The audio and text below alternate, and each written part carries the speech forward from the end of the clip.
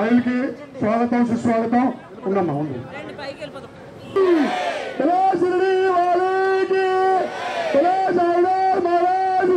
నిన్న అనగా 3వ తారీఖు గురువారం నుంచి మొదలుపెట్టి విజయదశమి వరకు అంటే నవరాత్రులు పూజా మహోత్సవాలు నిర్వహించబడుతున్నాయి. 1994లో స్థాపించిన ఈ మందిరం ఇప్పటికీ 30 సంవత్సరాలు పూర్తి చేసుకుంటుంది. ఆ సందర్భంగా ఉదయం సాయంత్రం బాబా గారికి విశేష అభిషేకాలు అలంకరణ, శారదామాతకి ప్రతిరోజు సాయంత్రం కుంకుమార్చన నిర్వహించబడుతుంది. గత 30 సంవత్సరాల నుంచి ఈ మందిరంలో ఎన్నో సేవా కార్యక్రమాలు నిర్వహించడం జరిగింది. బాబా గారు అన్నప్రసాదం కానీ లేదంటే స్వామిలికి గత 3 సంవత్సరాల నుంచి మాల ధరించిన ప్రతి ఒక్కరికి 2 నెలలు భిక్ష అందించడం జరుగుతుంది. అలాగే ఎక్కడా లేని విధంగా ఈ ఒక్క మందిరంలోనే 24 గంటలు ఆకలిగా ఉన్న ప్రతి ఒక్కరికి ఆహారాన్ని అందించడం జరుగుతుంది. ఏ టైంలో వచ్చినా సరే ఇక్కడ ప్యాకెట్ రూపంలో ఆకలిగా ఉన్న వారికి అందజేయడం జరుగుతుంది. అలాగే ప్రతి సంవత్సరం 25 సంవత్సరాల నుంచి చలివేంద్రం ఏర్పాటు చేయడం జరుగుతుంది. ఎంతోమందికి దాహార్తను తీర్చడం, అలాగే కొన్ని వేల మందిని 28 సంవత్సరాల నుంచి షిరిడి యాత్ర ఎన్నో వేల మందిని తీసుకురావడం కూడా జరిగింది. అలాగే ప్రతిరోజు ఉదయం ఉచితంగా యోగా క్లాసులు నిర్వహించబడుతున్నాయి. ప్రతిరోజు రూపాయి రుసుము లేకుండా. అలాగే చిన్నపిల్లలకు భరతనాట్యం చిన్నారులకు తక్కువ రుసుముతో గత 15-20 సంవత్సరాల నుంచి నిర్వహించబడుతుంది. అలాగే భజన మండలి ప్రతి గురువారం సాయంత్రం పల్లకి ఉంటుంది. అలాగే భజన కార్యక్రమం 94 నుంచి కూడా ప్రతి గురువారం సాయంత్రం 7:30 గంటల నుంచి 9 గంటల వరకు భజన కార్యక్రమాలు నిర్వహించబడుతూ ఉంటాయి. అలాగే ప్రతి ఒక్కరూ ఈ కార్యక్రమంలో పాల్గొనడం చాలా సంతోషం. 94లో స్థాపించిన ఈ గుడి అంత ఈజీగా చేసింది కాదండి. ఇది ఎన్నో ఆటుపోట్లు ఎన్నో చూసి వచ్చాం. దీంట్లోనూ మేము కట్టడం టెంపుల్ని ఏదో రంగా ఇబ్బంది పడడం అన్నీ జరిగినాయి. అసలు ఈ మందిరానికి రూపకల్పన ఒక వ్యక్తి ఉన్నాడు. 94లో ఒక వ్యక్తికి కలిగిన ఆలోచన ఈ మందిరం ఈ రోజు ఈ స్టేజ్కి వచ్చింది. ఆ వ్యక్తి ఒక అతని దగ్గరికి వెళ్ళి ఇక్కడ పెడదామని ఆలోచన చేస్తే అతను మా దగ్గర తీసుకురావడం జరిగింది. ఆ వ్యక్తే రాంబాబు. మనసులో వచ్చిన ఆలోచన ఈ రోజున ఈ దేవస్థానానికి ఇంత మంచి పేరు, ఇంతమంది కలవడం, వీళ్ళంతా కూడా 30 సంవత్సరాల నుంచి ఒక కుటుంబంలాగా ఉండడం జరగడం జరిగింది. ఆ కుటుంబం కూడా ఎన్నో కార్యక్రమాలు ఆ రోజు నుంచి ఈ రోజు వరకు కూడా ఎన్నో కార్యక్రమాలు చేసుకుంటూ వచ్చాం. ఏ రోజున కూడా మన దేవస్థానం మీద కానీ మన మీద కానీ ఒక ఎలిగేషన్ కానీ ఇంకోటి ఏ రోజున జరగలేదు. అంటే అంత కార్యక్రమాలు మనం ఈరోజు చేసుకుని వచ్చాం కాబట్టి మన జోలికి ఎవరు రాలేదు. అలాగే విశాఖ జిల్లాలోనే అనేక కార్యక్రమాలు చేసే దేవస్థానం ఏదంటే ఒక సాయిబాబా మందిరం. అలాగే సేవకులకు కానీ భజన మండలి సభ్యులకు కానీ భజన తర్వాత సమితి సభ్యులు కానీ ప్రతి ఒక్కరికి శుభాకాంక్షలు. క్రాక్ పక్కన ఒక బాబా గుడి ఉంది, కట్టడానికి ప్రయత్నించారు. ఆ అప్పారావు గారు శ్రీకన్య రాజు గారి దగ్గరికి వెళ్ళారు. ఆ రాజుగారు ఏమో పలానా రాంబాబు గారి దగ్గరికి వెళ్తే వీళ్ళకి అవుతుందని రాజుగారు నాకు కౌరు పెట్టారు. రాజుగారు కౌరు పెట్టగానే ఆ అప్పారావు గారిని నన్ను పరిచయం చేశారు. పరిచయం చేయగానే నేను డిఆర్ఎం ఆఫీస్ దగ్గరికి వెళ్ళి ఒక 2-3 మనుషులను పట్టుకొని అప్పుడు డిఆర్ఎం విశ్వనాథం దగ్గర ఉన్నారు. డిఆర్ఎం విశ్వనాథం అతను చాలా భక్తుడు, బాబా భక్తుడు అని తెలిసింది. తెలియగానే నేను శ్రీకన్య రాజుగారు అప్పారావు గారు ముగ్గురం వెళ్ళి ఇలాగ ప్రయత్నం చేస్తున్నామండి. ఇలాగెళ్ళమన్నారు. ఎక్కడంటే క్రాక్ పక్కనండి. ఎలాగంటే సరే మీరు దాన్ని ప్రయత్నించండి, మీరు ఏ రోజు అయితే పెట్టారో టైం పెడితే ఆ టైంకి నేను వచ్చి నేను ప్రతిష్ఠ చేస్తానన్నారు. అదే మూలకంగా నా బాబా గారు దయ ఉంచి నా వల్ల ఇది ఉంచి విశ్వనాథన్ రావు గారు డిఆర్ఎం ఒప్పుకున్నారు. ఒప్పుకోగానే అప్పారావు గారు మేము అందరూ అతను ముందే అప్పారావు గారు ఆ విగ్రహానికి స్థాపించడానికి రాజస్థాన్ వెళ్ళి విగ్రహం కూడా ఇచ్చేసారు. అప్పుడు రాజు వెళ్ళి ముహూర్తం పెట్టిన తర్వాత రాంబాబు గారు ఇలా ముహూర్తం పెట్టాం ఎలాగంటే మళ్ళీ మరుసటి రోజు వెళ్ళి రేపు రాత్రికేనండి ఎలాగని చెప్తే తప్పకుండా నేను వస్తాను, మీరు అన్ని కార్యక్రమంలో ఉండండి అన్నారు. వెళ్ళేసరికి అక్కడ ఆ కార్యక్రమం నెరవేర్చి ప్రతిష్ట అయిపోయిన తర్వాత కొద్ది రోజులు తెల్లవారేసరికి నేనే వెళ్ళి అభిషేకాలు చేసి పూజ చేసి క్లీన్ చేసి అన్నీ చేసేవాడిని. ఒక నెల రోజులు అలాగే చేశాను. అతను మాత్రం కొంచెం ఐకమత్యంగా పంతులు వద్దు, ఎవరు వద్దు, మనమే చేద్దాం అనగానే నాకు కొంచెం విరక్తి అయింది. బాబా గారు పంతులు గారు లేకుండా మనం చేయడం ఏంటి, మనం ఇది అవ్వడం ఏంటంటే అది పద్ధతి కాదు అనేసి నేను అన్నాను. లేదు అలాగే చేద్దాం. అప్పటి నుంచి నాకు విరక్తి పెట్టి వచ్చి అక్కడ దండం పెట్టుకొని వచ్చి నువ్వు కాలనైనా ఎక్కడైనా సాయిబాబా టెంపుల్ కట్టాలని. साईनाथ महाराज की, साईनाथ महाराज की.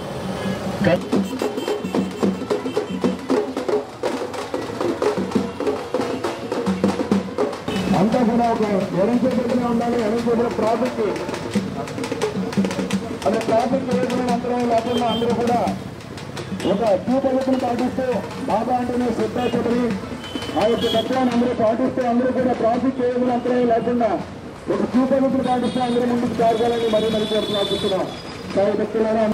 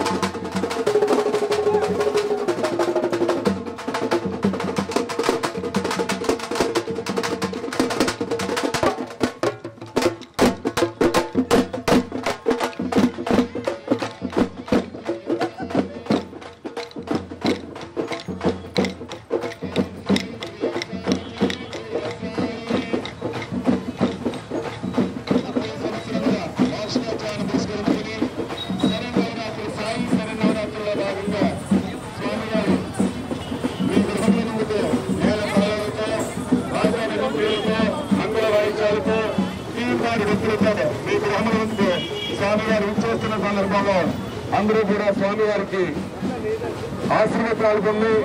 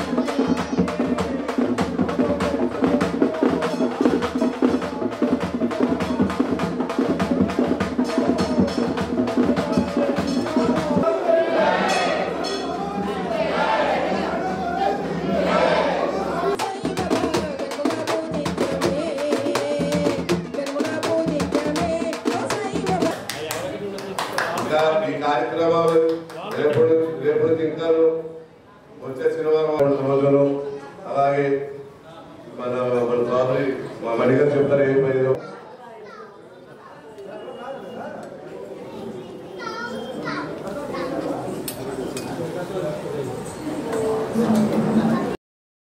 వైజాగ్ విజన్ ఛానల్ ని సబ్స్క్రైబ్ చేసుకోండి. మా ఛానల్ అందిస్తున్న జాతీయ అంతర్జాతీయ స్థాయి వార్తా విశేషాలు నోటిఫికేషన్స్ కోసం ఇక్కడ కనిపిస్తున్న బెల్ ఐకాన్ ని క్లిక్ చేయండి.